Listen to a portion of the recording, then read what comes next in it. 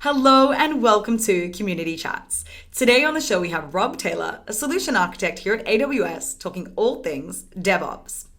So Rob, what is DevOps? So I think if you ask 10 people, you'll probably get 10 very different answers. And to me, DevOps is basically an attempt to break down that barrier between traditional operations and infrastructure teams and software engineering teams, and encouraging best practices across the board.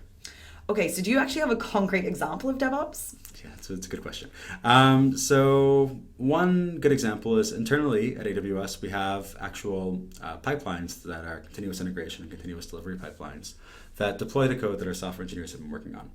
And the software engineers are actually the ones who are configuring those pipelines, and they're the ones who are responsible if something goes wrong with the change that they've made. And we have an on-call software engineer whose job it is to make sure that if something goes wrong, that they're able to fix it.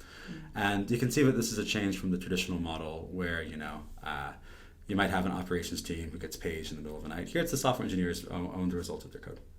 Okay, and if a customer wants to move towards DevOps, how do they go about doing it? So I do think that those continuous integration and continuous delivery pipelines are the foundational piece. And we have services within AWS that help you get there, like Code Pipeline, Code Deploy, Code Build are all services that really help our customers get these pipelines in place. Okay, well, that sounds really technical. Are there any non-technical steps that a customer can take?